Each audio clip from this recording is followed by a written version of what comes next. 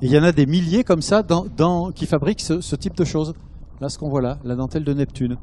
Et donc pareil, là vous allez avoir une bouche, un anus, et hop, on absorbe l'eau, on a un estomac et on recrache.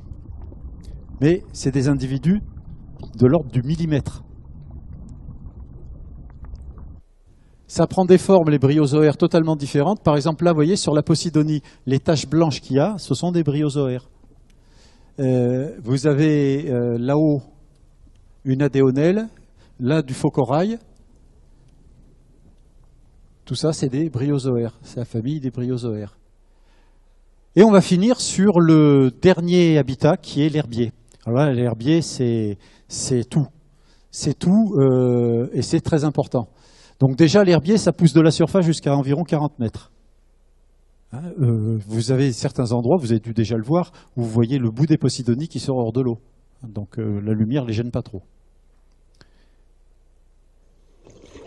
Donc là, on est dans 5 mètres d'eau, 6 mètres d'eau. Donc on a un herbier de Posidonie. Ça, c'est juste à côté du port Olbia, le port antique. Alors ça, c'est pas de la Posidonie, c'est de la Cymodocée. C'est comme de la Posidonie, mais ça pousse un peu plus espacé et c'est plus petit.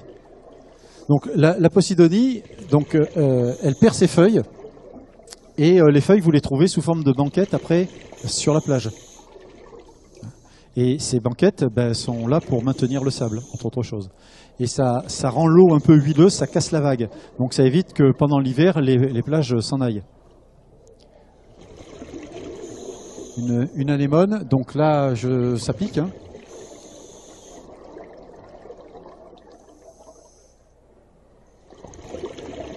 Les sars sont omniprésents dans notre région. Hein.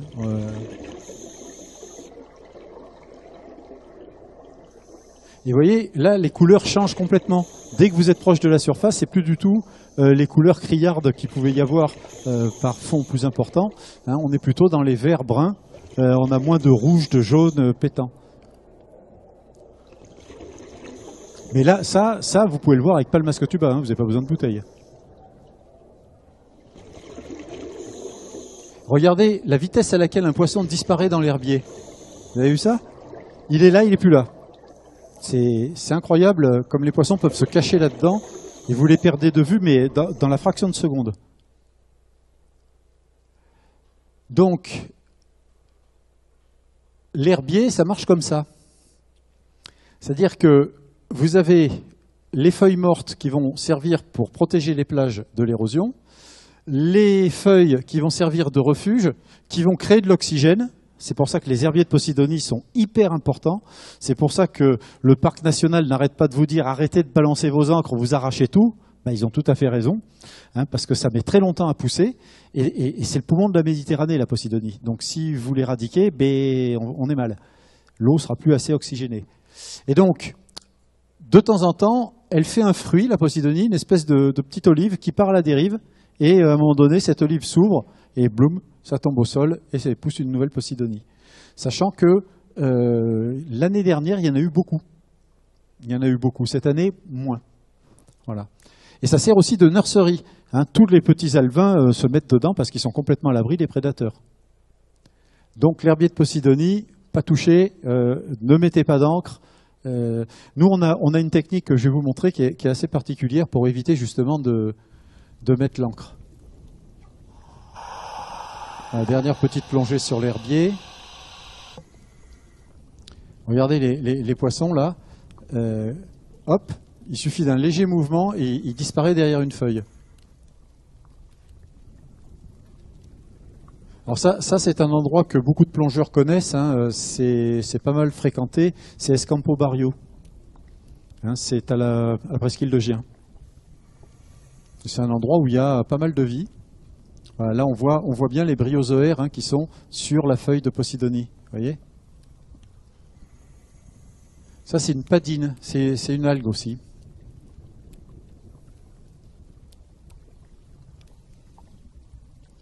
Ah, Godiva. Alors, Godiva orange, pourquoi? Ben, c'est à cause de Lady Godiva. Ah, vous connaissez Lady Godiva.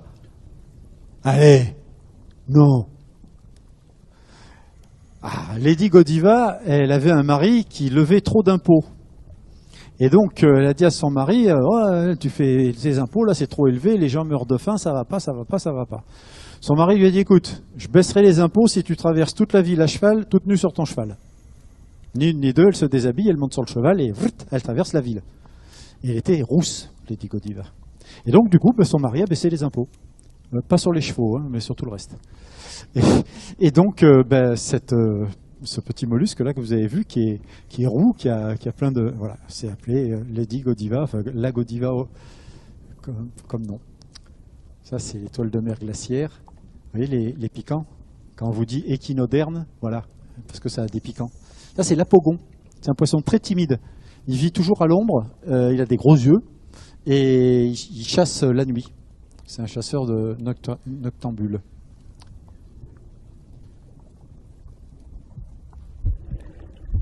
Et ça, c'est une plongeuse. Girelle-pan, on en voit de plus en plus. Donc, les algues. Vous avez des algues vertes, des algues brunes, des algues rouges. Vous savez ce qui fait la différence? C'est pas la couleur. C'est le fait que les algues vertes, elles sont capables de faire la photosynthèse en étant proches de la surface. Mais si elles descendent trop profond, elles n'ont plus assez de lumière pour faire la photosynthèse. Et donc, les algues brunes, elles ont des éléments, des pigments, qui leur permettent de faire la photosynthèse en étant plus profond. Et les algues rouges, c'est pareil, en étant encore plus profond, elles ont des pigments qui leur permettent de faire la photosynthèse. Voilà. Des fois, on vous dit, tiens, c'est une algue verte. Mais regardez, elle n'est pas verte du tout, elle est d'une autre couleur. Donc c'est assez compliqué, les algues. Globalement, les algues, c'est fabriqué comme ça. Hein. Vous avez une feuille, la fronde, hein. Vous avez une tige, le stipe, et un crampon. Et l'ensemble s'appelle le thalé. Alors, les algues, vous en avez de toutes formes, de toutes sortes. Hein. Là-haut, vous avez une espèce de béret basque. Voilà, c'est une algue, c'est pas une éponge. Hein, c'est assez curieux. Ça, c'est la monnaie de Poséidon, par exemple. Là, au milieu, on a la laminaire de Rodriguez. Alors, la laminaire de Rodriguez, à ce qui paraît, c'est assez rare. C'est endémique à la Méditerranée, mais c'est assez rare. Et nous, on a la chance, hier, d'avoir trouvé une zone, à côté de Porquerolles, où il y a de la laminaire de Rodriguez. Il y a 40 ans, quand on a plongé pour la première fois dessus, il y avait à peu près la surface d'une table de cuisine. L'année dernière, on y est redescendu, on a mesuré, avec un mètre, hein, on a vraiment mesuré, on a 200 mètres carrés de laminaire de Rodriguez au même endroit, maintenant, en 40 ans. Donc, a priori, ça pousse. Voilà, globalement, voilà à peu près toutes les espèces qu'on a vues au cours de cette conférence. Hein. Les spongiaires, qui sont les animaux les plus primitifs. Un peu plus évolués, vous avez les cnidaires, ceux qui piquent. Encore un peu plus évolués, vous avez les vers plats, qui vont donner d'un côté les vers annélides, je vais y arriver, et de l'autre côté, tout ce qui est oursins et compagnie, puis les acidies, les poissons et les mammifères marins. Donc plus vous montez là-dedans, et plus vous allez dans la complexité au niveau fabrication. Et pareil de l'autre côté, hein, avec les crustacés, les mollusques. Voilà. Alors, ça c'est très simplifié. Hein. C'est beaucoup plus compliqué que ça. Là, c'est juste pour vous dire, voilà, globalement, là, on a vu à peu près toutes ces grandes familles-là. Mais on peut décomposer, redécomposer et surdécomposer. Alors maintenant arrive le moment où on remonte. Et là, quand on remonte, on se heurte à un problème. C'est que pendant la plongée, notre corps, il a stocké l'azote qui est contenu dans le mélange respiratoire, dans l'air comprimé qu'on a dans le bloc. L'azote s'est dissous dans notre corps. Si on remonte et qu'on ne fait pas de palier, ça fait le principe de la bouteille de Perrier. Vous secouez la bouteille de Perrier, vous la décapsulez, ça fait plein de bulles. Et bien là, ça fait la même chose avec l'azote. Si vous avez une bulle d'azote qui arrive au cœur ou au cerveau, c'est terminé. Donc, conclusion, eh bien, on va faire des paliers de décompression. Et sur la respiration uniquement, eh bien, on va éliminer ce surplus d'azote qu'il y a dans nos tissus.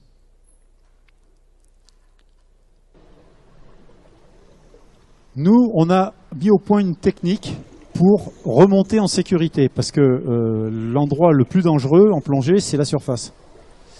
Donc, le plongeur, chez nous, envoie un parachute. Le parachute, c'est un sac qu'on remplit d'air et qui part en surface, il est tenu, on le tient par un bout.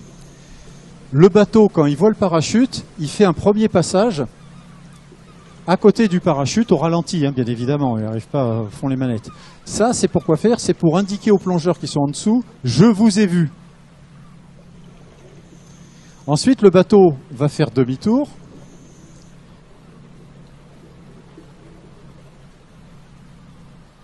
Et quand il va revenir, le voilà qui revient. Allez, on y croit. Des fois, il ne revient pas. Hein. Ah ben là, on a de la chance. Donc, il revient, qu'est-ce qu'il va faire? Eh bien, il y a toujours en permanence chez nous quelqu'un à bord. Hein. Et quand il y a des plongeurs, il y a toujours quelqu'un à bord du bateau. Le quelqu'un à bord du bateau, eh bien, va balancer à l'eau une bouée avec un pendeur. Cette bouée, elle est accrochée au bateau par un bout. Les plongeurs vont se mettre à ce pendeur. Et là, on va couper le moteur. Ça fait du bien quand ça s'arrête. Hein. Et qu'est-ce qu'on va faire? Eh bien, on va immerger dans l'eau des ancres flottantes. Et ces ancres flottantes, donc, vont ralentir la dérive du bateau. Parce que si vous ne mettez pas d'encre flottante, qu'est-ce qui se passe? Le plongeur, il est tiré derrière le bateau, accroché à son bout, et il ne peut pas tenir son palier. Tandis que là, le bateau bouge quasiment pas. Depuis, on a changé le pavillon de plongée. Hein. Voilà. Là, vous voyez le parachute, l'encre flottante, pardon, au bout, et la bouée, là qui est là. Voilà. Et le plongeur, bah, tranquillou, il est accroché et il attend que ça se passe. Le gros avantage de ça, c'est qu'on est protégé. C'est-à-dire qu'on ne risque pas d'avoir un bateau qui nous passe sur la tête. Le bateau, notre bateau de plongée sert de repère, hein, et donc nous permet d'éviter de se faire tronçonner. Le gros problème, c'est que le drapeau de plongée, les plaisanciers ne le connaissent pas.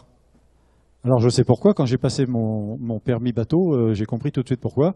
Le moniteur parle du pavillon de plongée comme il parle des autres pavillons.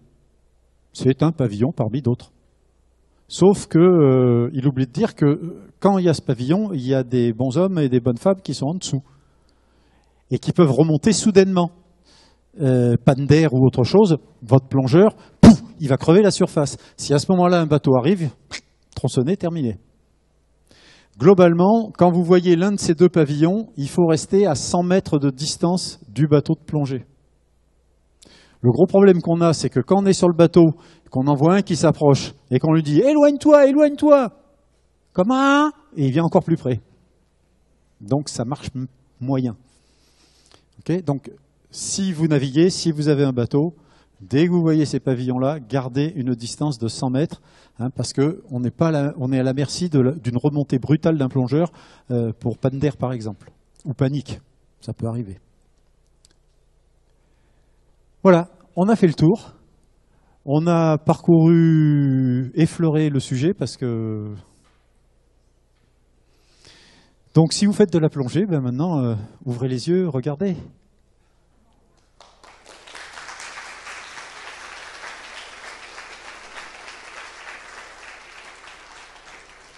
Alors, pour les passionnés, si vous avez 2 minutes encore, je vous montre rapidement notre site web. Si tant est que j'arrive à choper ma souris. Elle est où? Elle est là. Voilà. Vous avez sur notre site web tout gratuit. Il n'y a pas de cookies, il n'y a pas de pub. Et vous pouvez voir des choses comme ça. C'est-à-dire que... Où est mon curseur? Il est là. Voilà. Et vous avez un site où vous allez pouvoir aller de identifier, retrouver, progresser, admirer. Identifier va vous apprendre à identifier les espèces. Retrouver, ça va vous permettre de viser une espèce particulière